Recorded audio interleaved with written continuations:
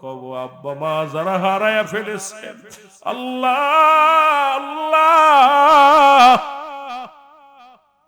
এই পৃথিবীর মধ্যে যাদের আব্বা মা জীবিত আছে রে, আরে দুনিয়ার মধ্যে মার কদর করো, বাবার কদর করো, এটা যদি একবার হারিয়ে ফেলো রে, সারা পৃথিবীর মধ্যে সব পাবা, এত বড় নিয়ামত কোনদিন আর পাবা না। ও যুবক,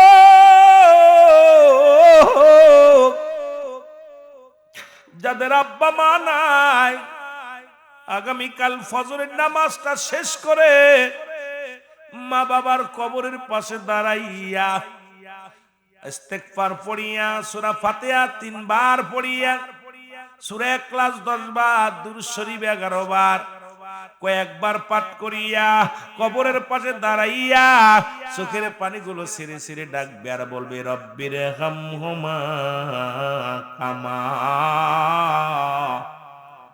রব্বায়ানি সগীরা। বলে রব্বির হামহুমা কামা রব্বায়ানি সগীরা। এইটাও যদি না পারো যুবক শোন, এটাও যদি না পারো, ওই বাবা মায়ের কবরের পাশে দাঁড়াইয়া দুটি চোখের পানিগুলো টাচ করে ছেড়ে দে, ডাক দে, বল আল্লাহ আমার আব্বা আমার এতিম বানাইয়া এই কবরে শুয়ে আছে, আমার মা আমার এতিম বানাইয়া এই কবরে শুয়ে আছে, আল্লাহ আব্বা মার কবরের গুনাহ মাফ করে দেয়, আল্লাহ আমার আব্বা মার কবরটা জান্নাতের বাগান বানায় দাও। যদিও না পারো, এটাও যদি না পারো, ওই সকাল সন্ধ্যা বেশি বেশি রাসূল বলছে তোর আব্বা মার কবরটা জিয়ারত করবি রে, বাপ মার কবরের পাশে দাঁড়াইয়া। আজকে কে কে ফজরের নামাজ পড়ে আব্বা মার কবরটা জিয়ারত করেছো, হাত তুলে দেখাও। একটা মানুষ মাত্র গেছে কবরের পাশে, আর বাকিগুলোর বুঝি আব্বা মা মরে না। রাসূল বলছে বেশি বেশি করে কবরটা জিয়ারত করতে। আব্বা মা এই দুনিয়ার ভিতর থেকে চলে গেছে, আজকে তারা দোয়ার কাঙ্গাল, তারা ভিখারি, তোরা দোয়া করলেই না, এমন একদিন তোমরাও চলে যাবা, তোমাদের ছেলেও আড্ডা মারবে, আনন্দ ফুর্তি করবে, তোমার কবরের পাশে দাঁড়াবে না। এই জন্য অনুরোধ করি, অযুবক অযুবকায়, আমিও যুবক ছিলাম, ওরে আমিও যুবক ছিলাম, এখন দাড়ির মধ্যে পাক ধরেছে, চুলের মধ্যে পাক ধরেছে, তার মানে আর বুঝতে বাকি নাই আজরাইল আমার পিছু লাগছে, কখন যেন ধরা পড়ে যায়। আমার বাজানেরা শুনে নাও, তদ্রুপ রাসূল বলছে তোমরা বেশি বেশি কবর জিয়ারত করো, মাজার জিয়ারত করো, কারণ বান্দা যখন ওই কবরের পাশে মাজারের পাশে দাঁড়ায় যায়, দুনিয়াবি মোহ কেটে যায়, পরকালের কথা চিন্তা পড়ে যায়। এই জন্য বেশি বেশি আব্বা মার কবরের পাশে দাঁড়াইবা। ও আমার সোনার বাবারা শুনে নাও, ফজরে পারো নাই জোহরে দাঁড়াও, জোহরে পারো নাই আসরে দাঁড়াও, আসরে পারো নাই মাগরিবে দাঁড়াও, মাগরিবে পারো নাই রাত্রি নামাজটা পড়ে অন্ধকার রাত্রে মার কবরের পাশে দাঁড়ায় ডাকতে বলো রব্বে কারীম, ও আমার আল্লাহ, ও আমার আল্লাহ, আমার আব্বা মা আমার এতিম বানায়া চলে গেছে, আল্লাহ আব্বা মার কবরখানা তুমি জান্নাতের বাগান বানিয়ে দাও। তুমি এমন করে যাইবা সেরে বাবা জানা ছিল না, বলো তুমি এমন করে যাইবা সেরে মাগো জানা, আমি দেখা গেলাম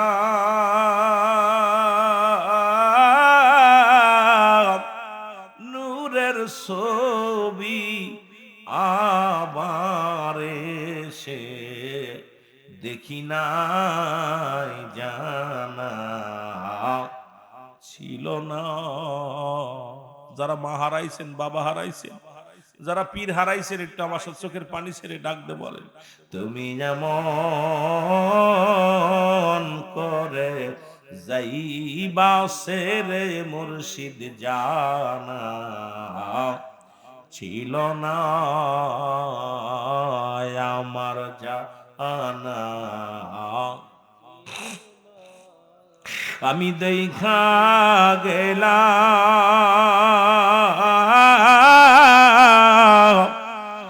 নূরের ছবি, আমি দেখা গেলাম নূরের ছবি, আবার এসে আয় হায় ফিরে এসে দেখি নাই জানা ছিল না আমার জানা। একই ডালে দুটি পাখি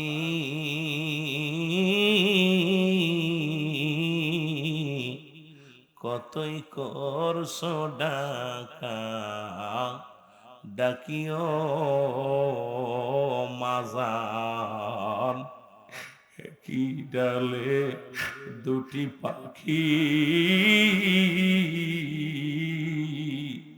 কতই করছো ডাকা, ডাকিও। এখন তুমি কোথায়,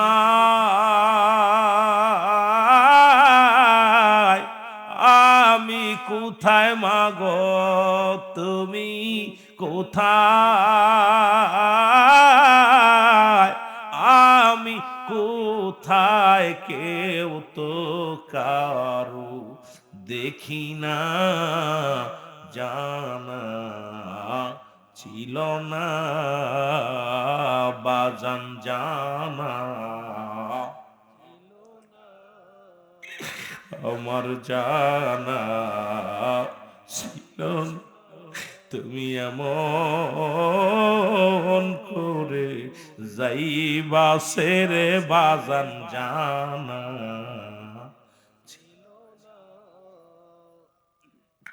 আত্মাতে আত্মা মিশায়া বলছো মাগো কতই কথাও মাগো, আত্মাতে আত্মা মিশায়া বলছো বাজান কতই কথাও। এখন তুমি কোথায়, আমি কোথায় মাগো, তুমি কোথায়, আমি কোথায়, কেউ তো কারু দেখি না জানা। আরো জোরে বলেন জানা। এই দুনিয়ার মুসলমান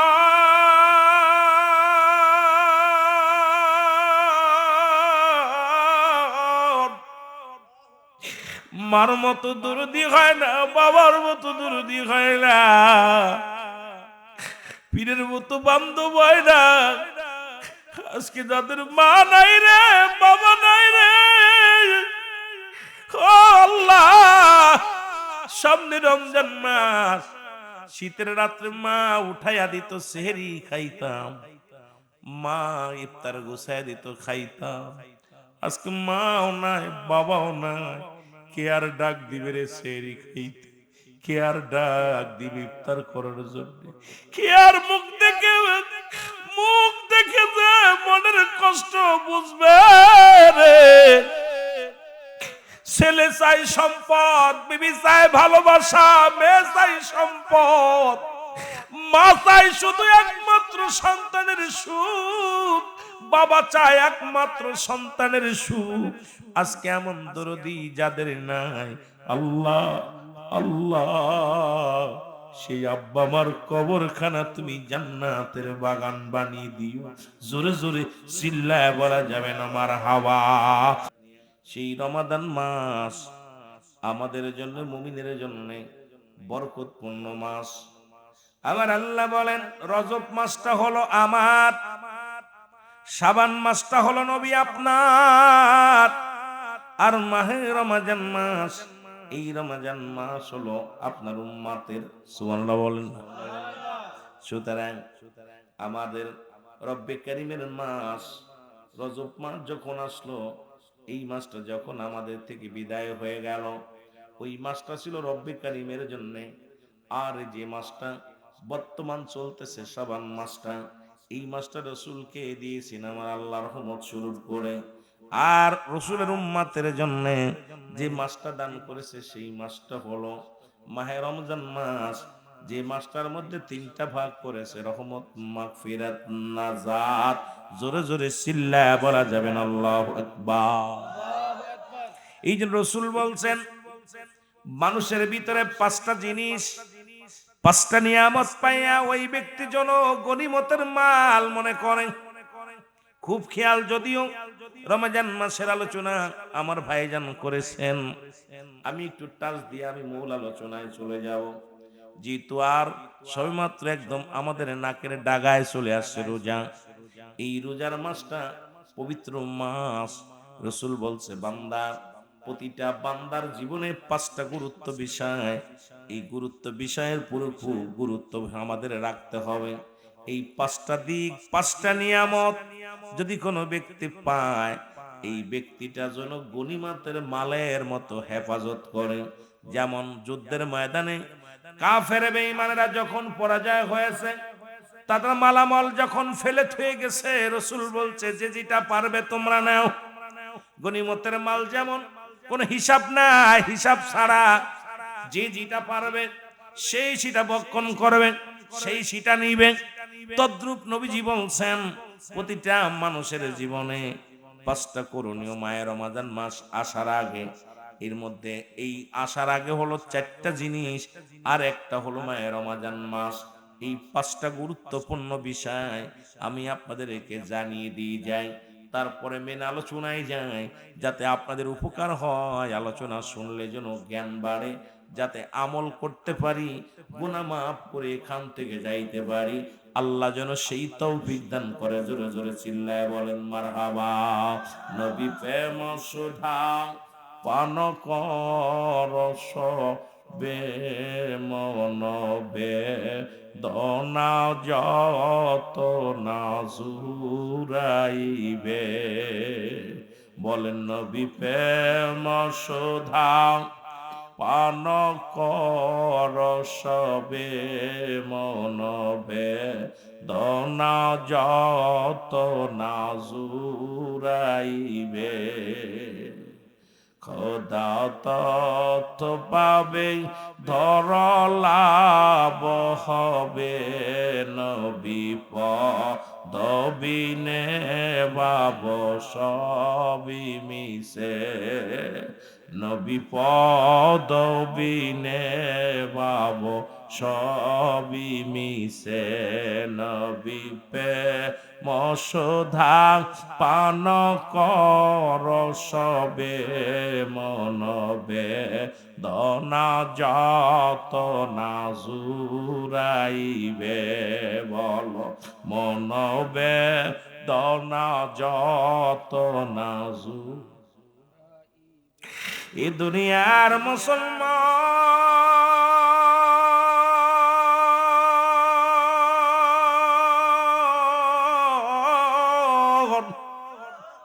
রসুল বললেন পাঁচটা জিনিস তোমরা গনিমতের মালের মতো তোমরা ধরো। ও যুবক, দিলের কান্ডা লাগা শোনো। তার মধ্যে এক নাম্বার হলো তোমার যৌবন কাল। এক নম্বরে হলো যৌবন কাল। এই যৌবন কালের গুরুত্ব দিছে আমার নবীজি বলছে, ও বন্ধু শুনে নাও, এই যৌবন বয়সের ইবাদত বন্দেগী আল্লাহর কাছে বড় প্রিয়। আমার মাওলার কাছে বড় প্রিয়। যৌবন বয়সী হবে জান্নাতি, যুবক বয়স হবে জান্নাতি। এ যুবক ভাইরা শুনে নাও, যুবকদের জান্নাতের সরদার হবে আল হাসান আল হুসাইন। এই যুবকদের যুবক বয়সে একবার আল্লাহ বলবেন, বুড়ো বয়সে 1000 বার বললেও এইরকম ফায়দা লড়তে পারবেন না। এই জন্য রসুল বলছে যৌবনের গুরুত্ব দিছে বেশি। এই যৌবন বয়সটা পাইলে, এই যৌবন বয়সটা মুসলমান বেশি বেশি করে ইবাদত করো। রাসূল বলছে যৌবন কালটা গনিমতের মালের সঙ্গে তুলনা করছে রে। যৌবন বয়সে যেটা করা সম্ভব, বুড়ো বয়সে সেটা করা সম্ভব নয়। এখন বুড়া হয়েছেন, মাথায় ব্যথা, কানে ব্যথা, পেটে ব্যথা, দাঁতে ব্যথা, খায়া শান্তি নাই, ঘুমায় শান্তি নাই, ইবাদত করে শান্তি নাই, দৌড়াইতে পারবেন না, কাউরে দাবড়াইতেও পারবেন না। এই জন্য রসুল বলছে যৌবন কালটার গুরুত্ব দিছে মুসলমান, শুনে নাও। এই যৌবন বয়সটা দেখেন, আপনি চাকরি করবেন, সরকারকে দিছেন, এই 30টা বছর যৌবন কাল কাটাইলেন, সরকারকে দিলেন, সর্বশেষে তো আপনাকে রিটায়ার দিয়ে দেবে। যদি এই যৌবন কালটা সরকারকে না দেন, আপনাকে কিন্তু রিটায়ারও দেবে না, টাকাও দিবে না। এই জন্য যৌবন কালটা বেশি বেশি আল্লাহরে ডাকবেন, যত বেশি নফল নামাজ পড়বেন, কোরআন তেলাওয়াত করবেন, দান খয়রাত করবেন। এই যৌবন বয়সে বেশি বেশি মাওলারে ডাকবেন, বেশি বেশি ইবাদত বন্দেগী করবেন। ওই বুড়ো বয়সে গেলে প্রস্রাব ফোটে ফোটে পড়বে, রুকু সেজদা ঠিক মতো করতে পারবেন না। ও আমার যুবক বন্ধুরা, এই জন্য রাসূল বলছে যৌবন বয়সটা তোমরা গনিমতের মালের সঙ্গে তুলনা করছে রে। এই যৌবন বয়সটা যখন তুমি পাইবা, এই জীবনটা এমন ভাবে ইবাদতে মাশগুল হয়ে যাবা, এমন ভাবে রব্বে কারিমের গোলামি হয়ে যাবা, এমন ভাবে এই সময় তোমরা পাপ কাজ থেকে লিপ্ত দূরে থাকবা, অন্যায় করবা না, জুলুম করবা না, গায়ের শক্তি দেখাইবা না, গায়ের বল খাটাইবা না। এখন গায়ের শক্তি পাইয়া তুমি তোমার ব্যবহার তোমার কেমন মন্দ হয়ে গেল। আমার রাসূল বলছে দুইটা জিনিস যে ব্যক্তি হেফাজত করতে পারবে, এই যৌবন বয়সের যুবকেরা শুনে নাও। একটা হলো দু গালের মধ্যবস্তু জিহ্বা, আর একটা হলো দু পায়ের মধ্যবস্তু যেটা লজ্জাস্থান, পুরুষ লিঙ্গ স্ত্রীলিঙ্গ। এই দুইটা জিনিস যে ব্যক্তি কন্ট্রোল করতে পারবে, আমি নবী তার হাত ধরে জান্নাতে নিয়ে যাব। এই যৌবন বয়সটা বারবার বলবে গুনাহ করতে, শয়তান ধোঁকা দিবে, তোমার ভিতরে শয়তান ওয়াসওয়াসা করবে, তোমাকে নামাজ থেকে ফিরায়া দিবে, তোমাকে আজকে মাহফিল থেকে ফিরায়া দিবে, তোমাকে মদের নেশা বানায়া দিবে, গাজার নেশা বানায়া দিবে। এই যৌবন কালটা বন্ধু বান্ধব বেশি বানানো যাবে না। এই যৌবন কালটা যদি বন্ধু বান্ধব যারা বেশি বানাইছে তাদের জীবন নষ্ট হয়ে যাবে। বন্ধুরে ভালোবাসো কিন্তু বন্ধু বানাও না। যৌবন কালে বন্ধু বানাও তারে যে ব্যক্তি আযান দিলে মসজিদে ডাকে, যে ব্যক্তি কোরআন তেলাওয়াতের জন্য তোমারে তাগিদ দেয়, যে বন্ধু তোমারে ভালো পথের সন্ধান দেয়, যে বন্ধু তোমারে যদি যৌবন কালে বন্ধু বানাইলে হিসাব করে বানাইবেন। আমার রাসূল বলে আবু বকর রে, পৃথিবীর মধ্যে যদি পৃথিবীর মধ্যে কাউকে বন্ধু বানাইতাম, সেটা হলো তোমারে বানাইতাম, কারণ আমি বন্ধু বানাইছি আমার আল্লাহরে। কারণ এই যৌবন বয়সটা আমি আবু বকর তোমারে ভালোবাসি, আমি আবু বকর তোমারে মায়া করি, মহব্বত করি, কিন্তু আমার বন্ধু আমার একজন, তিনি আমার রব। সুতরাং আমি আল্লাহর প্রেমে পাগল। এই জন্য আমরা বন্ধু বানাইবো কারে? আমরা বন্ধু বানাইবো আল্লাহ রাসূল রে। এখন দুনিয়ার বন্ধু বানাইয়া এই বন্ধুগুলো নিয়ে যাবে হিরোসি খাওয়ার জন্য, এই বন্ধুগুলো নিয়ে যাবে মদের আড্ডায়, এই বন্ধুগুলো নিয়ে যাবে মহিলাদের পাল্লায়, এই বন্ধুগুলো নিয়ে যাবে তোমারে কোথায় সোনার ঘাটের জমিনে ভালো চার বাগানে ঘুরতে, বন্ধুগুলো নিয়ে যাবে গানের প্যান্ডেলে, বন্ধুগুলো নিয়ে যাবে জুয়ার প্যান্ডেলে, বন্ধুগুলো নিয়ে যাবে গাজার প্যান্ডেলে। এই বন্ধু বানাও না, ভালোবাসো মানুষকে কিন্তু বন্ধু বানাও না। বন্ধু বানাও আমার আল্লাহরে, বন্ধু বানাও আমার রাসূলকে, বন্ধু বানাও আল্লাহর ওলিদেরকে। এই জীবনটা তোমার ধন্য হয়ে যাবে। জোরে জোরে চিল্লায় বলা যাবে না আমার হাবা। বন্ধুর কথা পড়তে বইছেন, এই জন্য আমিরুল আমিন সিদ্দিকী ছোট্টবেলা আমার 77 জন 177 জন লেখাপড়া করছি একসাথে। খোদার কসম এই জৈবন বয়সে কলেজে উঠা পর কোনো বন্ধু বানাই নাই। ভালোবাসছি, ফ্রেন্ডদের খুব ভালোবাসছি, কিন্তু বন্ধু বানাইতে রাজি নয় তাদেরকে। কারণ দেখছেন এখন পড়তে বইছেন, বন্ধু ডাকছে দোস্ত আই দিয়ে যাই, বন্ধুর মন রক্ষা করতে পড়া বন্ধ।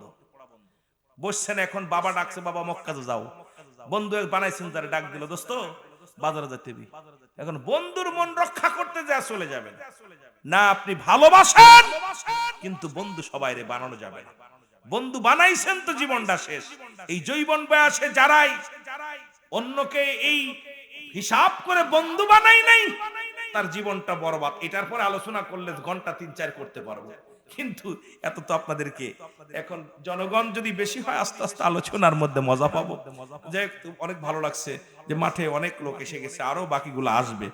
দেখছি যে আশা পর্বের মাত্র 3 জন মানুষ বসে আছেন, মনটাও খারাপ ছিল। চিন্তা করলাম নিজেরও ঘুম আসছে, তারপরও দেখলাম চিন্তা করলাম না এলাকার মানুষগুলো বালা, যদিও অপেক্ষায় ছিল। যেহেতু পরিচালক সাহেব মাইক ধরে বলছে আপনারা আসেন, সঙ্গে সঙ্গে চলে আসছেন, আল্লাহ কবুল করুক। এই জন্যই আমরা আজ থেকে প্রতিজ্ঞা করব, আহারে হালাল খোর বন্ধু বানাইবো, সুদখোর, ঘুষখোর, জিনাখোর, ব্যভিচারখোর, দাড়ি চাচা এগুলোর সাথে বন্ধুতাই থাকবে না। জোরে বলেন ঠিক কিনা? মনে থাকবে? বন্ধু প্রেম করছে, বন্ধুরে সাক্ষী নেয়, কয় দোস্ত আয়। বন্ধুর মন রক্ষা করতে তুমি জীবন শেষ, ওই বদমাইশের পাল্লায় পড়ে তোর লেখাপড়া জীবন শেষ। হাজার জীবন চলে গেছে। এই জন্য যৌবন বয়সে রাসূল যৌবন বয়স আর গুরুত্ব দিছে, বাস্তবতা নিয়ে আলোচনা করতে হবে। আমিরুল আমিন সিদ্দিকী বাস্তববাদী বক্তা। আর এত দূর থেকে আমার বাড়ি মাগুরা, আপনার থেকে প্রায় 600 কিলো দূরে, এত দূর থেকে আসছি আপনাদের মাঝে। আসা পর যদি কিছু কথা, কারণ সিদ্দিকী সাহেবের জবান দিয়ে শুধু হক কথাই বাইর হবে, কেন তেলমের ওয়াজ করা আমি শিখি নাই, করতেও পারি না, সম্ভব না। তবে আমার কথা হলো, কে কষ্ট পেলো আর না পেলো কিচ্ছু যায় আসে না। এমন বন্ধু বানাইবো যে বন্ধু আখেরাতের আমার উপকারে আসবে, যে বন্ধু আমার দুনিয়ার আখেরাত দুইটাই কাজে লাগবে। কিন্তু আমরা এমন বন্ধু বানাবো না যে আমার চলার পথে, আমার বসার পথে, আমার সারা জিন্দেগির, আমার জীবন সব সর্বনাশের মূল হয়ে দাঁড়াবে। আজ থেকে ওই সমস্ত বন্ধুদেরকে আমরা কি করব? তালাক দিব। রাজি আছেন তো? রাজি আছেন? আপনি এই যে কথাটা বললাম, আপনি হিসাব করে চলেন, আপনি একটা সোনার মানুষ হয়ে যাবেন। যে ছাত্ররা দেখবেন বন্ধু ভালোবাসেন সবাই, তাকে ভালোবাসেন, মায়া করেন, মহব্বত করেন, কিন্তু বন্ধু বানানো যাবে না। বন্ধু বানাইছেন তো মরছেন। আর এই বন্ধু যারা পরিত্যাগ করছে তারাই আজকে এসপিডিসি মন্ত্রী ভালো পর্যায়ে চলে গেছে। তাদের চিন্তা ছিল সামনে আগানোর, পিছনের দিকে না। আর আমরা যারা এই বন্ধুর পাল্লায় পড়েছি, ওই একটা মায়ের হাত ধরে নিয়ে চলে আসি, না হলে গাঁজা খাওয়া শিখছি, বিড়ি খাওয়া শিখছি, মদ খাওয়া শিখছি, মস্তানি করা শিখছি, ছুরি ধরা শিখছি, সন্ত্রাসী শিখছি, গালি দেওয়া শিখছি।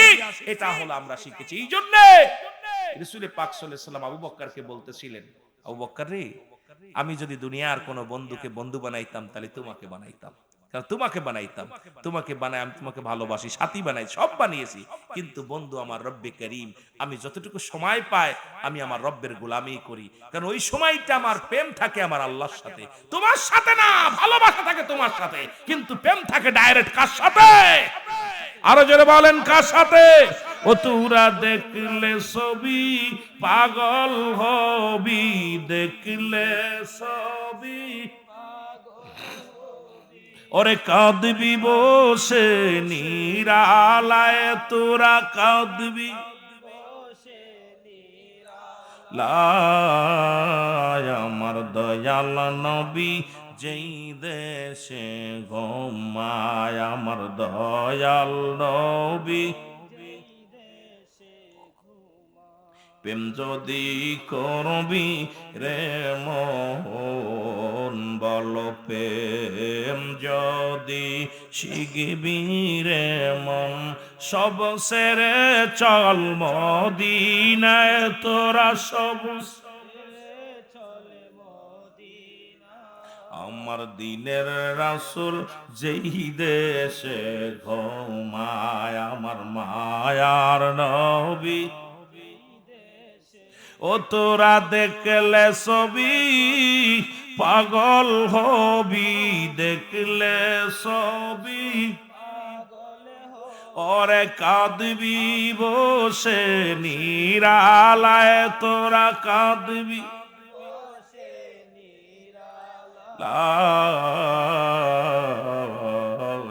আমার জিন্দা নবী যেই দেশে ঘুমায় আমার দয়াল উম্মতের কান্ডারি নবী আমার উম্মতের কান্ডারি নবী আমার কাঁদিতেছেন নিরালায় কাঁদিতেছেন নিরালায় আমার দয়াল নবী যেই দেশে ঘুমায় আমার দয়াল এই দুনিয়ার মুসলমান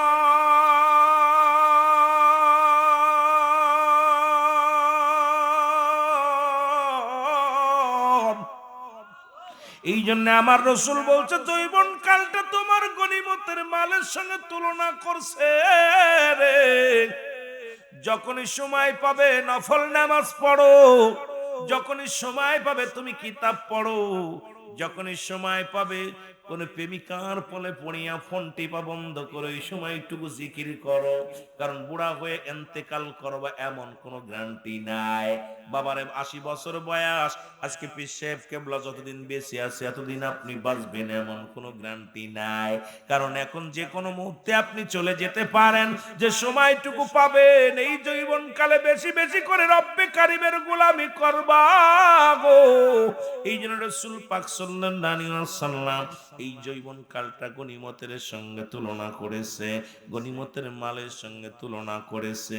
যতটুকু সময় পাবা রব্বে কারিমের প্রেমের মধ্যে ডুবে থাকবা। আল্লাহ যেন আমাদের বোঝার তৌফিক দান করে। জোরে জোরে চিল্লায় বলা যাবে না মারহাবা। রাসূল বলছে 2 নাম্বার হলো সুস্থতা। সুস্থ দেহ, পৃথিবীর মধ্যে দেহ যার ভালা সব তার ভালা। রাসূল বলছে 2 নাম্বার হলো সুস্থতা, জীবনের সবচেয়ে বড় একটা নিয়ামত। মুসা আলাইহিস সালাম ডাক দিয়ে বলে রব্বে কারীম, ও আমার আল্লাহ, আমার আল্লাহ গো, আপনি যদি মুসা হন আমি যদি আল্লাহ হই গো, আমার কাছে আপনি কি চাইবেন? আল্লাহ কয় মুসারে কোশ্চিন কালো তুমি আল্লাহ হতে পারবা না। মুসা নবী কয় আমার আল্লাহ শোনেন গো, আপনিও কোশ্চিন কালো মুসা হতে পারবেন না। ধরেন আপনি আল্লাহ আমি মুসা, আমি আল্লাহ আপনি মুসা, আমার কাছে কি চাইবেন জানতে চাই। রব্বে কারিম ডাক দে কয় নবী মুসা রে, যদি তোমার কাছে তুমি যদি সত্যি প্রকৃত আল্লাহ হতে, তোমার কাছে চাইতাম আমি শারীরিক সুস্থতা। পৃথিবীর মধ্যে যারা দেহ ভালো সব ভালো। এই যে রাসূল বলছে তোমাদের এই সুস্থতা একটা গনিমতের মালের সঙ্গে মুসলমান তুলনা করেছে। তুমি সুস্থ আছো, তুমি এই বেশি বেশি আল্লাহরে ডাকো। সুস্থ আছো বেশি বেশি শুকরিয়া আদায় করো। সুস্থ আছো নামাজ পড়ো। সুস্থ আছো কোরআন তেলাওয়াত করো। সুস্থ আছো মা বাবার খেদমত করো। সুস্থ আছো পীর মুরিদের খেদমত করো। সুস্থ আছো দুনিয়ার মধ্যে ভালো কাজ করো। সুস্থ আছো জিকির আজগার করো। যখন তুমি অসুস্থ হয়ে যাবা, যার মাথায় জ্বালা তার শান্তি নাই, যার পেটে ব্যথা তার শান্তি নাই, যার জন্ডিস তার শান্তি নাই, যার কিডনি গেছে তার শান্তি নাই, যার পেটে ব্যথা তার শান্তি নাই। এই রাসূল বলছে সুস্থতা একটা বড় নিয়ামত। এই নিয়ামতটা পাইয়া গনিমতের মালের মতো এই সুস্থ জীবনটা তুমি বেশি বেশি ইবাদত করো। সুস্থতা জীবনটা তুমি রব্বে কারিমের সঙ্গে প্রেম লাগাও, দুনিয়ার প্রেম ছেড়ে দাও, রব্বে কারিমের গোলামি করো। যদি আল্লাহর কাছে কিছু পাইতে চাও, সুস্থ জীবনটা হলো তোমার গনিমতের মালের সঙ্গে ব্যবহার করেছে। তুমি যত সুস্থ থাকবা লেখাপড়া বেশি করবা, সুস্থ থাকবা মা বাবার খেদমত বেশি করবা, সুস্থ থাকবা মাহফিলে বেশি বেশি আসবা, সুস্থ থাকবা বেশি বেশি জিকির করবা। কারণ সুস্থ জীবন পৃথিবীর মধ্যে সবচেয়ে উত্তম। জোরে জোরে চিল্লায় বলেন ঠিক কিনা। রাসূল বলছে 2 নাম্বার হলো সুস্থতা। যারা এর মধ্যে যারা সুস্থ আছেন কত শান্তি আছে।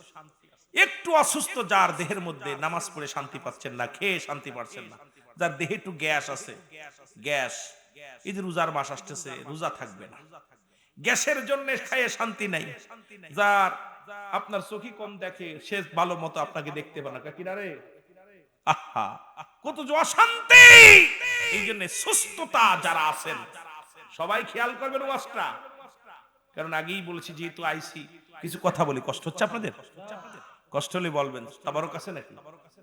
তাবারকও নাই, বেশি বিরক্ত করব না, তবে আপনাদের ভালোবাসা দেখে আমার আনন্দ লাগতেছে। সবগুলো ছাতক পাখির মতো তাকায় আছেন, কিছু নেওয়ার জন্য আপনারা কানগুলো খাড়া করে বসে আছেন। রব্বে কারীম আজকের মাহফিল থেকে আমাদেরকে খালি হাতে ফিরাই দিও না, জোরে বলেন মারহাবা।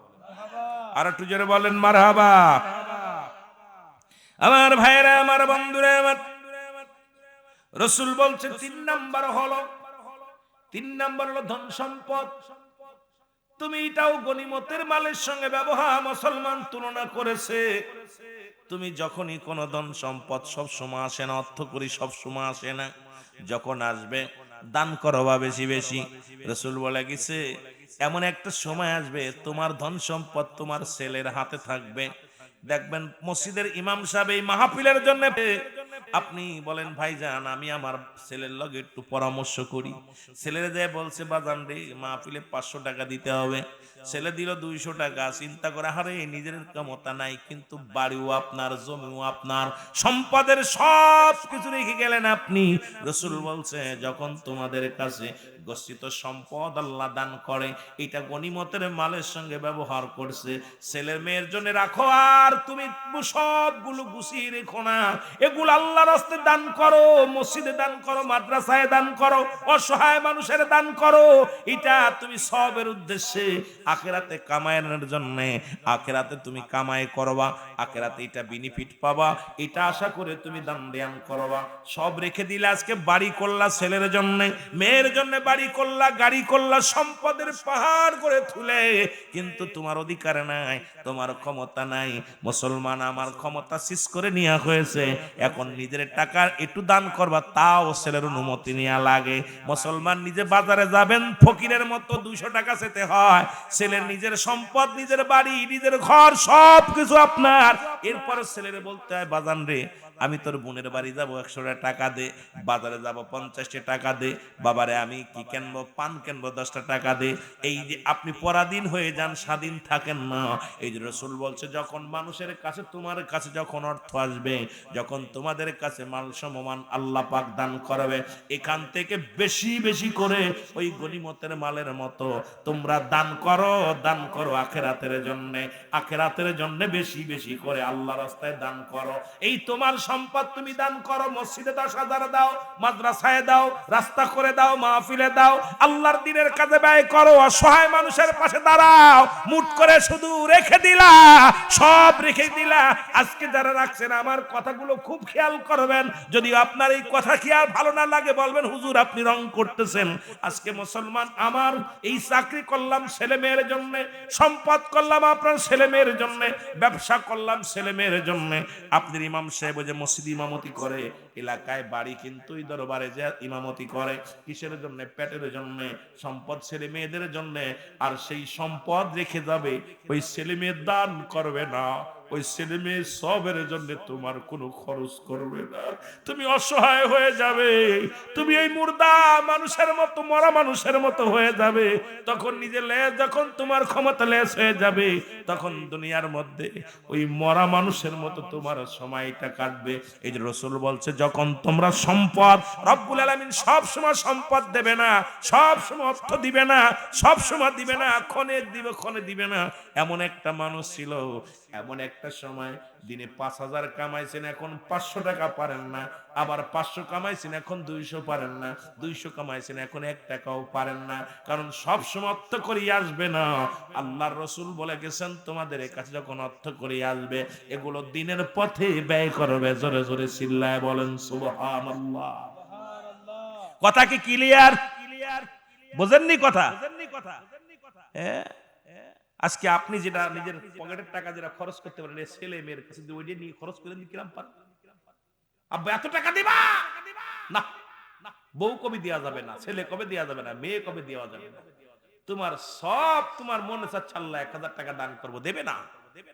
এই জন্য রাসূল বলছে যখনই তোমাদের কাছে অর্থ করি আসবে, সম্পদ আসবে, এটা দিনের পথে এমন ভাবে ব্যয় করবে যেমন গনিমতের মাল তোমরা গ্রহণ করেছো তদ্রূপ তোমরা দান করো সওয়াবের উদ্দেশ্যে। গনিমতের মাল যেমন ব্যবহার করেছো নিজের করে নিছো তদ্রূপ নিজের আমলের জন্য নিজের সওয়াবের জন্য দান করে দাও। মুসলমান গভীর মনোযোগ। 4 নাম্বার হলো, কয় নাম্বার গেল? 3 নাম্বার গেছে। কয় নাম্বার গেছে?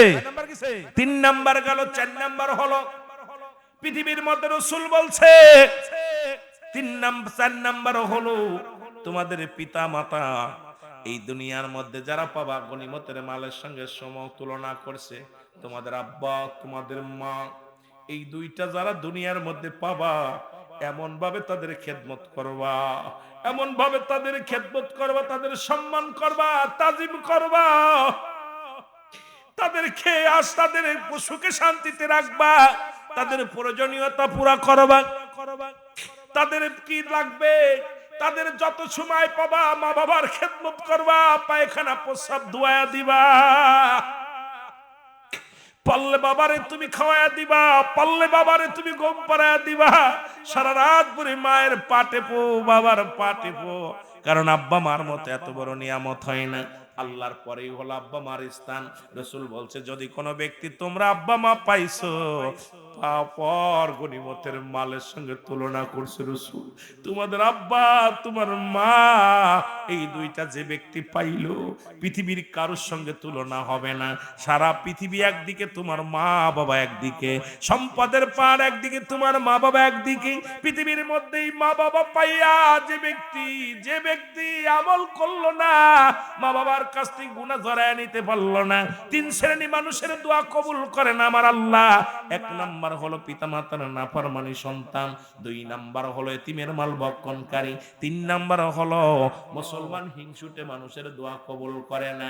এই জন্য এই 4 নাম্বারটা খুব গুরুত্ব, সেটা হলো যাদের মা বেঁচে আছে বাবা বেঁচে আছে।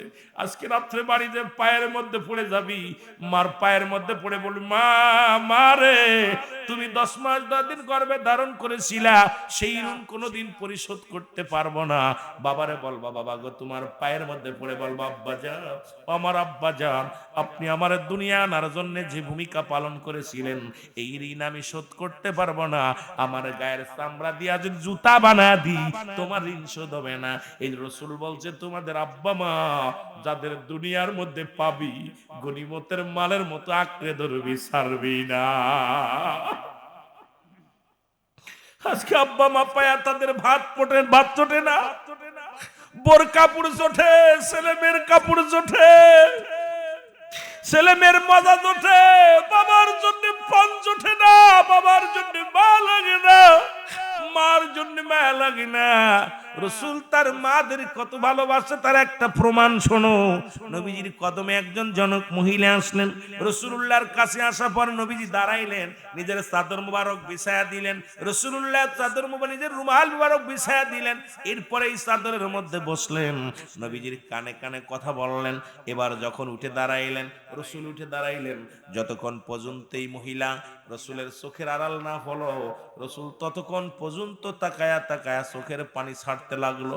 সাহাবীরা বলে ইয়া রাসূলুল্লাহ, ইয়া হাবিবাল্লাহ, এই জনক মহিলা কে গো, যার সম্মানে আপনি দাঁড়াইলেন, যার সম্মানে আপনার চাদর মোবারক বিছায়া দিলেন? আমার নবী কয় সাহাবীরা রে, তোমরা চেনো না, উনি আমার দুধমা হালিমাতুস সাদিয়া। আমার রাসূল দুধমাকে কেমন সম্মান করেছে, ভালোবেসেছে। আজকে আমরা সেই সন্তান, দুনিয়ার মধ্যে থাকতে 14টা হক, মোট 14টা হক, আপনি আব্বা মার 14টা হক যদি আদায় না করেন তোর বাবার লগে তোর সম্পর্ক থাকবে না। বাবার হক যদি মার হক না আদায় করে মারা যাও, কিয়ামতের ময়দানে কঠিন আযাবের সম্মুখীন হয়ে যাবা। জীবিত থাকতে 7টা হক, ইন্তেকালের পরে 7টা হক। এই জীবিত থাকতে যে মুসলমান ইন্তেকালের পরে যে 7টা হক, তার মধ্যে 1 নাম্বার হলো তাদের জন্য মাগফিরাত কামনা করা, 2 নাম্বার তাদের জন্য সওয়াব রেশানি করা, 3 নাম্বার হলো মুসলমান তাদের দিন আদায় ঋণ পরিশোধ করা, 4 নাম্বার হলো মুসলমান শুনে নাও তাদের ওসিয়াতগুলো পালন করা, এই মৃত্যুর পরে বাবা মার ওসিয়াতগুলো পালন করা, পূরণ করা। 5 নাম্বার হলো মুসলমান শুনে নাও তার বাবা মায়ের আত্মীয়স্বজন যারা আছে তাদের সঙ্গে সুসম্পর্ক রাখা, আব্বা মার আত্মীয়, বাবার আত্মীয়, মায়ের আত্মীয় যারা আছে তাদের সাথে সুসম্পর্ক রাখতে হবে। 6 নাম্বার হলো বাবা মার আত্মীয় স্বজনের সাহায্য সহযোগিতা করা লাগবে। যদি তোর আব্বা মারে সুখে রাখতে চাস কবরে, তুই যদি দুনিয়ার মধ্যে শান্তিতে থাকতে চাস, এ যুবক শুনে নাও, আব্বা মার আত্মীয় স্বজন যারা আছে তাদেরকে সাহায্য সহযোগিতা করবা। 7 নাম্বার হলো বাবা মায়ের কবরটা বেশি বেশি করে সময় করে বাবা মায়ের কবরটা জিয়ারত করার হুকুম দিছে আমার আল্লাহর নবী। আল্লাহ পাক ঘোষণা করছে হাবিবের কাছে, এই জন্য 14টা হকের মধ্যে 7টা হক হলো ইন্তেকালের পরে। সুতরাং আজকে আমাদের আব্বা যাদের মা নাই, এই ওয়াজগুলো যা করে যায় খুব লেখে নিবেন ও যুবক, ভালো করে জেনে নিবেন, কারণ আপনাদের বাস্তবতা নিয়ে আলোচনা করতে হবে, সমাজ বাঁচাতে হবে, জাতি বাঁচাতে হবে।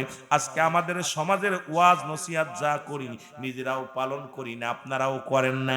কেউ আসি ওয়াজ শুনতে, সুর শুনতে, কেউ আসি গল্প শুনতে, কেউ আসি তামাশা করতে, কারণ ওয়াজের ময়দানটা বিনোদন, বিনোদন করলে চলবে না।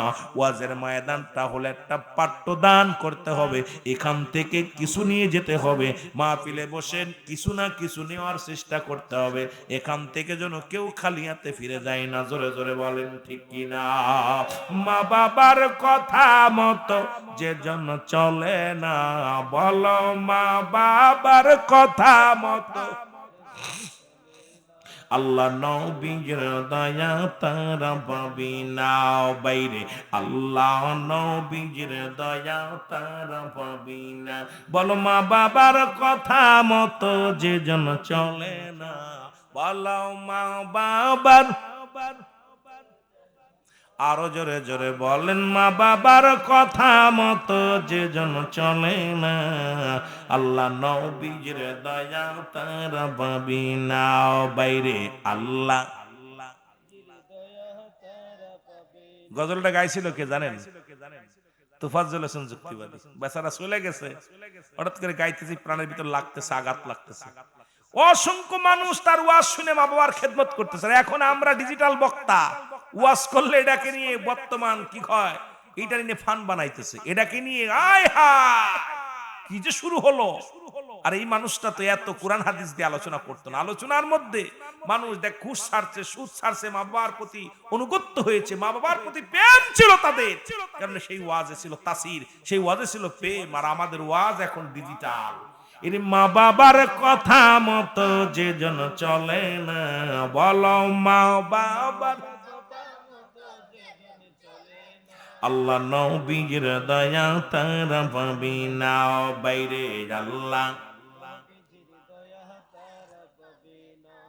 মা বাবা তোর আপন, তাদেরকে কর যতন, মা বাবা তোর আপন, তাদেরকে কর যতন, মা বাবা তোর আপন, তাদেরকে কর যতন। মার কলি যাই দুঃখ দিলে আল্লাহ সহে না, বলো বাবার মনে কষ্ট দিলে, আল্লাহ নবীর দয়া তারা পাবি না বাইরে, আল্লাহ নবীর দয়া। সুন্দরী বধূ পায়া তাদের বইল না, দুদিনের বিবি পায়া তাদের বইল না, আল্লাহ নবীর দয়া তারা পাবি না বাইরে, আল্লাহ। এ যুবক, তোর মা তোর বাবা তোর কাছে কত বড় নিয়ামত, তোর কাছে কত বড় নিয়ামত, এটা বুঝবি যখন নিজেরা বাবা মা হবি। তখন এখন বুঝি না, আগে বুঝতাম না রে মুসলমান। এখন বুঝি সন্তান লালন পালন করতে কত কষ্ট হয়। সন্তানের জন্য বাবা পেটটি ভরে খায় না, মা ভালো মতো ঘুমায় না। এই শীতের রাত্রে মার কোল ভরে প্রস্রাব করে দেয় সন্তান, ছোট্ট সন্তান প্রস্রাব করে দেয়, মা বুকের পরে রাখে, বুকের পরে প্রস্রাব করে দেয়, মা ভিজা কাপড়ে শুয়ে থাকে। সারা রাত কেটে যায়, মা একবারও সন্তানকে একটা আছাড় দেয় না, সারা রাত ঘুমাইতে পারে না মা। ওই মা সন্তানের যন্ত্রণায় সন্তান সারা রাত কান্দে, সারা রাত পরে কান্দে। দুঃখিনী মা বালিশটা হেলান দিয়া সারা রাত জেগে জেগে সন্তানের দুধ পান করায়, সারা রাত ভরে সন্তানের আদর করে। সন্তানের ঠান্ডা লাগলে মা ঘুমাইতে পারে না, সন্তানের ঘুম পেট না বললে মা ঘুমাইতে পারে না। আজকে সেই সন্তানের পেট ভরে, মার পেটে খাবার নাই। এমন একটা দিন ছিল সন্তান না খাইলে মা কাঁদতো না বলে কেঁদেছে। আহারে, এই হলো দুনিয়ার নিয়ম। এইটা বড় কষ্ট লাগে রে মুসলমান শরীরেও। পৃথিবীর মধ্যে বাবা মার প্রতি তোদের কেন ভালোবাসা নাই রে যুবক? বাবা মার প্রতি কেন তোদের শ্রদ্ধা নাই? পৃথিবীর মধ্যে জীবিত থাকতে 7টা হক। 1 নাম্বারই হলো তাদেরকে মুসলমান পৃথিবীর মধ্যে শুনে নাও। ও যুবক, একটু দিলের কান্ডা লাগে শোনো গো। 1 নাম্বার হলো তাদের প্রতি শ্রদ্ধাশীল হওয়া লাগবে। 1 নাম্বার হলো তাদের প্রতি শ্রদ্ধাশীল হওয়া লাগবে। কিসের কোন মৌলবি দেখার সময় নাই, কোন হাফেজ সাহেব কোন কারি সাহেব দেখার সময় নেই, কোন এসপিডিসি মন্ত্রী দেখার সময় নেই। আমার বাবা আমার মাথার তাজ, আমার মা আমার মাথার তাজ, আমার মা আমার কলিজা, আমার মা বাবা আমার কলিজা, আমার প্রাণ, আমার চোখ, আমার হৃদয়। এই পৃথিবীর মধ্যে 1 নাম্বার হলো তাদের প্রতি শ্রদ্ধাশীল হওয়া লাগবে। এত শ্রদ্ধা করবেন তাদেরকে। এত মুসলমান শোনো গো, একমাত্র সন্তানের কাছে পিতামাতা এত শ্রদ্ধাশীল হবে যা পৃথিবীর মধ্যে অন্যকে এত এই মর্যাদা থাকতে পারবে না। কারণ 1 নাম্বার আল্লাহর পরের স্থান হলো তোমার মা বাবা। জোরে জোরে চিল্লায়া বলা যাবে না মারহাবা। 2 নাম্বার হলো তাদেরকে সুখে শান্তিতে রাখতে হবে। এই পৃথিবীর মধ্যে তাদেরকে সুখে শান্তিতে রাখতে হবে। তারা কি কাজ করলে সুখ পায়, কি কাজ করলে শান্তি পায়, সেই কাজগুলো করতে হবে। 3 নাম্বার হলো তাদের মনে প্রাণে ভালোবাসতে হবে। এমন ভালোবাসতে হবে মন থেকে প্রাণ থেকে, এত ভালোবাসতে হবে রে মুসলমান। আজকে আব্বা মার প্রতি আমরা ভালোবাসি, কয় বউ বড় না মা বড়। পৃথিবীর তামাম পৃথিবী একদিকে রে, তোমার মা একদিকে, তামাম পৃথিবী একদিকে, তোমার বাবা একদিকে। এই জন্য তাদেরকে মনে প্রাণে ভালোবাসতে হবে। লিপসন ভালোবাসলে হবে না, মানুষ দেখানো ভালোবাসা হলে হবে না রে মুসলমান। এই পৃথিবীর মধ্যে রক্ত পানি কত না মা, যখন ডেলিভারি সন্তানের সময় কত রক্ত পানি প্রবাহিত হয়। মা জননী বারবার বাবার পায়ে ধরেছিল, আমি যদি মারা যায় মাফ করে দিও। এত কষ্ট করার পর ডেলিভারি হলো, সন্তান সিজার করা হলো, সন্তান কালো হয়েছে, সন্তান টেরা, সন্তান বুবা। মা ওই সন্তানের সুমা দিয়া দুনিয়ার সব দুঃখ ভুলে যায়। এই রাসূল বলছে, এই জন্য তোমাদের পিতা মাতা এই পৃথিবীর মধ্যে তাদের মনে প্রাণে ভালোবাসতে হবে। এমন ভালোবাসরে সারা পৃথিবী একদিকে, তোমার মা তোমার বাবা একদিকে। সারা পৃথিবী চাই না, ধন সম্পদ চাই না, টাকা চাই না, বাড়ি চাই না, গাড়ি চাই না, সুন্দরী বউ চাই না, চাই আমার মা, চাই আমার বাবা। এই নিয়ামত যেন পাইয়া কেউ অবহেলা না করি। জোরে বলেন মারহাবা। 5 নাম্বার হলো মুসলমান তাদের প্রয়োজনীয়তা পূরণ করতে হবে। 6 নাম্বার হলো মুসলমান তাদেরকে পৃথিবীর মধ্যে তাদের কথা মেনে চলতে হবে, তাদের কথার বাইরে যাওয়া যাবে না। মুসলমান শুনে নাও, শুনে নাও। 7 নাম্বার হলো তাদের সঙ্গে যোগাযোগটা ঠিক রাখতে হবে। সুতরাং আব্বা মার সঙ্গে যোগাযোগ ঠিক রাখা লাগবে। বাবা মার মনে কষ্ট দেওয়া যাবে না।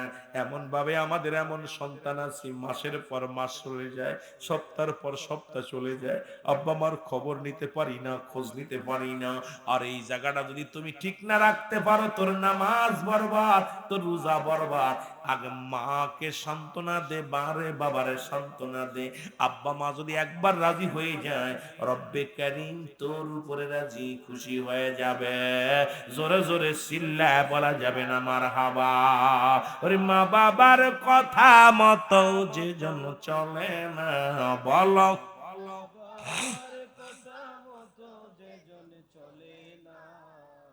আল্লাহ নবীর দয়া তারা পাবি না। বাইরে আল্লাহ মা বাবা তোর অতি আপন, তাদেরকে কর যতন। মা বাবা তোর অতি আপন, তাদেরকে কর যতন। মার কলি যায় দুঃখ দিলে আল্লাহ সহে না, বাবার মনে কষ্ট দিলে আল্লাহ সহে না। আল্লাহ নবীর দয়া তারা পাবি না। বাইরে আল্লাহ এই যুবক দলের কান্ডে লাগে শোনো, ও যুবকের বাজানটা শোনো গো। রসুল বলছে তোমাদের পিতা মাতা পাইয়া, আব্বা মা পাইয়া এই পৃথিবীর মধ্যে এমন ভাবে খেদমত করো, এমন ভাবে তাদেরকে সম্মান করো, এমন ভাবে তাদের ভালোবাসো যেন টু শব্দ করার সুযোগ না পায়। তুমি নামাজে দাঁড়াইছো, নফল সুন্নাত নামাজে দাঁড়াইছো, মা ডাক দিছে নামাজ ছেড়ে দাও, বাবা ডাক দিছে ছেড়ে দাও, একমাত্র ফরজ নামাজ ব্যতীত আব্বা মা সুন্নাত নফল নামাজ দাঁড়াইলা। এখন আব্বা ডাক দিছে রুহুল আমিন নামাজটা ছেড়ে দাও, রুহুল আমিন তুমি কি করে দাও, নামাজটা ছেড়ে দাও, আগে তোমার মা ডাকে সাড়া দাও। এই গুরুত্ব দিছে আমার আল্লাহ, এই গুরুত্ব দিছে আমার নবীজি। এই জন্য যতদিন আপনারা যারা আব্বা মা পাইছেন, আব্বা মার কবর, আব্বা মা যারা হারায়া ফেলেছেন, আল্লাহ আল্লাহ এই পৃথিবীর মধ্যে যাদের আব্বা মা জীবিত আছে রে, আরে দুনিয়ার মধ্যে মার কদর করো, বাবার কদর করো। এটা যদি একবার হারিয়ে ফেলো রে, সারা পৃথিবীর মধ্যে সব পাবা, এত বড় নিয়ামত কোনদিন আর পাবা না। ও যুবক, যাদের আব্বা মা নাই, আগামীকাল ফজরের নামাজটা শেষ করে মা বাবার কবরের পাশে দাঁড়াইয়া ইস্তেগফার পড়িয়া, সূরা ফাতিহা 3 বার পড়িয়া, সূরা ইখলাস 10 বার, দুরূদ শরীফ 11 বার, কয়েকবার পাঠ করিয়া কবরের পাশে দাঁড়াইয়া চোখের পানিগুলো ছেড়ে ছেড়ে ডাকবে আর বলবে রব্বির হামহুমা কামা রব্বায়ানি সগীরা। বলে রব্বির হামহুমা কামা রব্বায়ানি সগীরা। এইটাও যদি না পারো যুবক শোন, এটাও যদি না পারো, ওই বাবা মায়ের কবরের পাশে দাঁড়াইয়া দুটি চোখের পানিগুলো টাচ করে ছেড়ে দে, ডাক দে, বল আল্লাহ আমার আব্বা আমার এতিম বানাইয়া এই কবরে শুয়ে আছে, আমার মা আমার এতিম বানাইয়া এই কবরে শুয়ে আছে। আল্লাহ আব্বা মার কবরের গুনাহ মাফ করে দেয়। আল্লাহ আমার আব্বা মার কবরটা জান্নাতের বাগান বানায় দাও। যদিও না পারো, এটাও যদি না পারো, ওই সকাল সন্ধ্যা বেশি বেশি রাসূল বলছে তোর আব্বা মার কবরটা জিয়ারত করবি রে। বাপ মার কবরের পাশে দাঁড়াইয়া আজকে কে কে ফজরের নামাজ পড়ে আব্বা মার কবরটা জিয়ারত করেছো, হাত তুলে দেখাও। একটা মানুষ মাত্র গেছে কবরের পাশে, আর বাকিগুলোর বুঝে আব্বা মা মরে না। রাসূল বলছে বেশি বেশি করে কবরটা জিয়ারত করতে। আব্বা মা এই দুনিয়ার ভিতর থেকে চলে গেছে, আজকে তারা দোয়ার কাঙ্গাল, তারা ভিখারি, তোরা দোয়া করলেই না। এমন একদিন তোমরাও চলে যাবা, তোমাদের ছেলেও আড্ডা মারবে, আনন্দ ফুর্তি করবে, তোমার কবরের পাশে দাঁড়াবে না।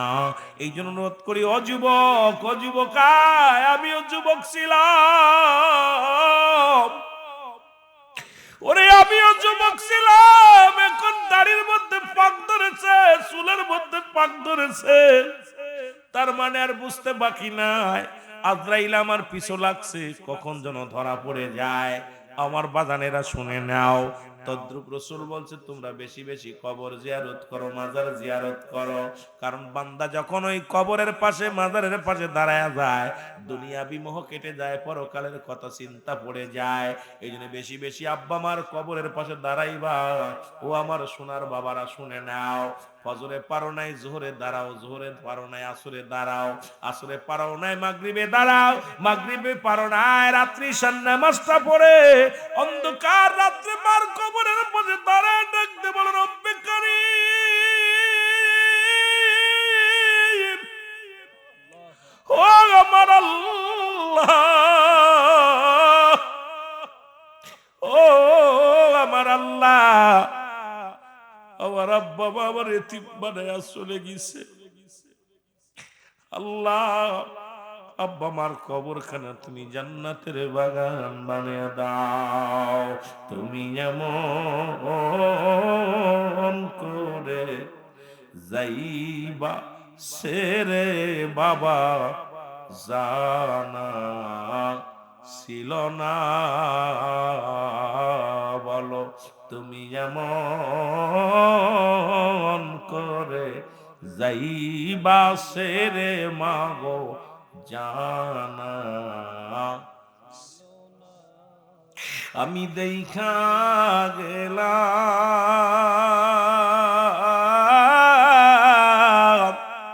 নূরের ছবি আবার এসে দেখি নাই জানা ছিল না।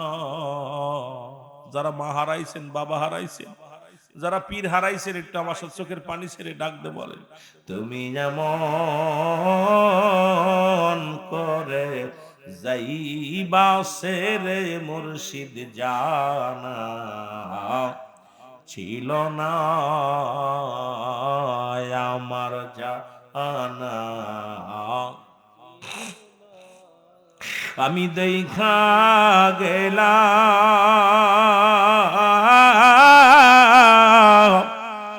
নূরের ছবি, আমি দেখা গেলাম নূরের ছবি আবার এসে, আয় হায় ফিরে এসে দেখি নাই জানা ছিল না আমার জানা। একই ডালে দুটি পাখি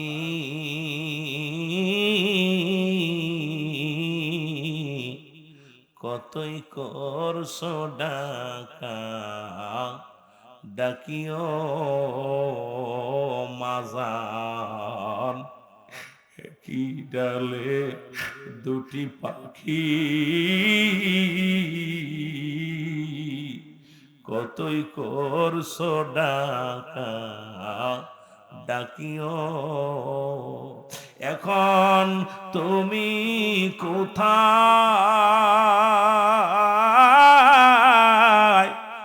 আমি কোথায় মাগো, তুমি কোথায়, আমি কোথায়, কেউ তো কারো দেখি না জানা ছিল না বাজান জানা আমার জানা ছিল না। তুমি এমন করে যাইবা সেরে বাজান জানা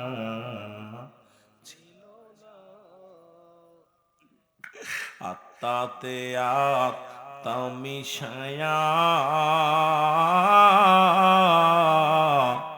বলছো মাগো কতই কথাও মাগো, আত্মাতে আত্মা মিশায়া বলছো বাজান কতই কথাও। এখন তুমি কোথায়,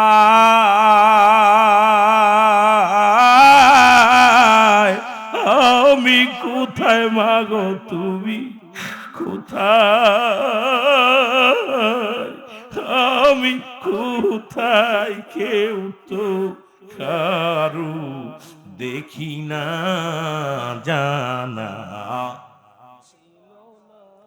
আরো জোরে বলেন জানা। এই দুনিয়ার মুসলমান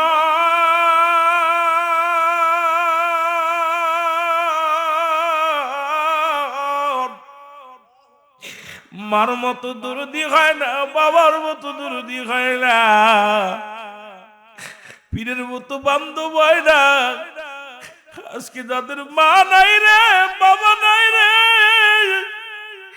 ও আল্লাহ, সামনে রমজান মাস, শীতের রাত্রে মা উঠাইয়া দিত, সেহরি খাইতাম, মা ইফতার গুছাইয়া দিত, খাইতাম।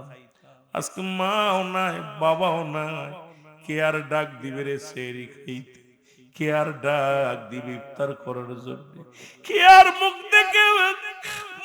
দেখে যে মনের কষ্ট বুঝবে রে। ছেলে চাই সম্পদ, বিবি চাই ভালোবাসা, মেয়ে চাই সম্পদ, মা চাই শুধু একমাত্র সন্তানের সুখ, বাবা চায় একমাত্র সন্তানের সুখ। আজকে এমন দরদি যাদের নাই, আল্লাহ আল্লাহ, সেই আব্বা মার কবরখানা তুমি জান্নাতের বাগান বানিয়ে দিও। জোরে জোরে চিল্লায় বলা যাবে না মারহাবা। মহব্বতের সঙ্গে দুরূদ শরীফ পড়েন আল্লাহুম্মা।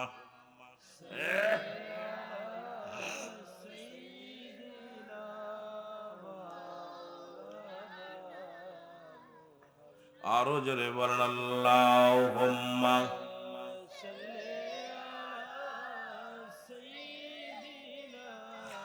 মানা মুহাম্মাদ আলা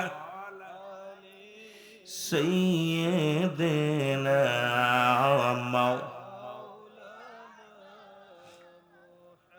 এই দুনিয়ার মুসলমান শুনে নাও, এই জন্য যাদের আব্বা মা বেঁচে আছে আমি অনুরোধ করব, রাত্রে বাড়ি যাইয়া বাবার পা দুইখানা জড়ায় ধরবে, জড়ায় ধরে বলে আব্বা জান, জীবনে যত ভুল করেছি ক্ষমা করে দাও। মার পায়ের মধ্যে পড়ে যাবি, চাবি মাপ মাগো মাফ করে দাও। যদি আব্বা মা মাফ করে দেয় তোর কপাল বালাং, আর যদি মাপ না করে তোর কপাল মন্দ। তোর মতো কপাল পোড়া মানুষের দোয়া কবুল হবে না, রোজা রেখে কাজ হবে না, যাকাত দিয়ে কাজ হবে না। এ মুসলমান, বাইতুল মুকাররমের খতিম হইলেও কাজ হইতো না। আব্বা মারে যদি সন্তুষ্ট না রাখতে পারো, কত না বাবা মার কত ধমক দিয়ে কথা বলছো, বাবা মার অবাধ্য হইয়া কত অন্যায় করছো। বাড়ি যাইয়া মায়ের পায়ের নিচেই পড়ে যাও, বাবার পায়ের নিচেই পড়ে যাও। এই দুইটা জায়গা ঠিক রাখো আর ইবাদত করো আমার আল্লাহর। মৃত্যুর পরে পরে তুমি হবে জান্নাতি, তুমি হবে জান্নাতি, তুমি হবে জান্নাতি। ও যুবক, দিলের কান্ডা লাগা শোনো, 5 নাম্বার নবীজি বলছে এই সব 5 নাম্বারের ভিতর বয়ে থাকলে রাত শেষ হইব গো। এই বিস্তারিত আলোচনা করতে যাইয়া সময় চলে যাবে রে যুবক। 5 নাম্বার হলো নবীজি বলছে মাহে রমাজান মাস, এই মাসটাও গনিমতের মালের সঙ্গে তুলনা করছে। এই মাসটা পাইয়া খবরদার রোজা ছাড়বি না। এই মাস পাইয়া এ মুসলমান একটা তারাবি ছাড়বি না। এই মাসটা পাইয়া গুনার কাছে যাবি না। এই মাসের মধ্যে ও যুবক, এই মাসের মধ্যে মধ্যে কোরআনুল কারীম নাজিল হয়েছে, এই মাসের মধ্যে মুসলমান লাইলাতুল কদর আছে, এই মাসের মধ্যে যুবক শুনে নাও, এই মাসের মধ্যে মুসলমান 20টা ফজিলাতপূর্ণ মুসলমান সবের কাজ রয়েছে, এই মাসের মধ্যে ইফতার আছে, এই মাসের মধ্যে রোজা আছে, এই মাসের মধ্যে সেহরি আছে, এই মাসের মধ্যে সদকা আছে। রাসূল বলছে এই মাসটা গুরুত্বপূর্ণ, এই মাসটা যেন গনিমতের মালের মতো, এই মাসটা পাইলে আঁকড়ে ধরবা, এই মাসটা পাইয়া ও মুসলমান শুনে নাও। রাসূল বলছে এই মাসটা যখন কোন মুমিনের সামনে আসবে, এই মুমিন যেন এই মাসটাকে এমন ভাবে আঁকড়ে ধরে, কোন রকম কোন আমল যেন না ছাড়ে, মুস্তাহাব আমলটাও যেন না ছাড়ে। এ মুসলমান শুনে নাও, শোনো, এই মাসটা যদি কোন ব্যক্তি একটা মুস্তাহাব আমল করলো, অন্য মাসে একটা মুসলমান সুন্নাতের সমতুল্য হবে। এই মাসে যদি কোনো ব্যক্তি একটা সুন্নাত আমল করে, ওই মাস অন্য মাসের ফরজ আমলের সমতুল্য সওয়াব হবে। এই মাসে যদি 1 টাকা কোনো ব্যক্তি দান করে, অন্য মাসে 70 টাকা দান করলে সেই সওয়াব হবে। এই জন্য রাসূল বলছে এই মাসটা গুনাহ মাফের মাস, এই মাসটা হলো মুমিনের জন্য বড় মাস, নিয়ামত মাস।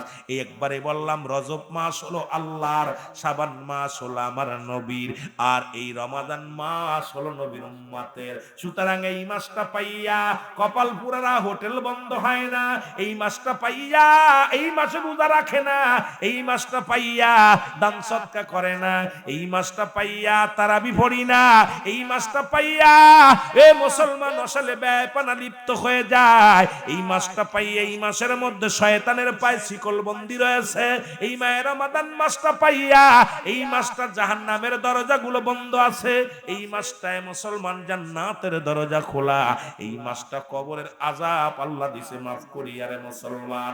এই একটা মাস কবরে কোনো আযাব হবে না। এই সুন্দর মাস পাইয়া এই কপাল পোড়া মানুষেরা এই গনিমতের মালের মতো আঁকড়ে ধর, যত আমল আছে এগুলো কর, আরো বাড়তি কর, কোরআন তেলাওয়াত কর, সূরা কিরাত পড়, ইবাদত বন্দেগী কর।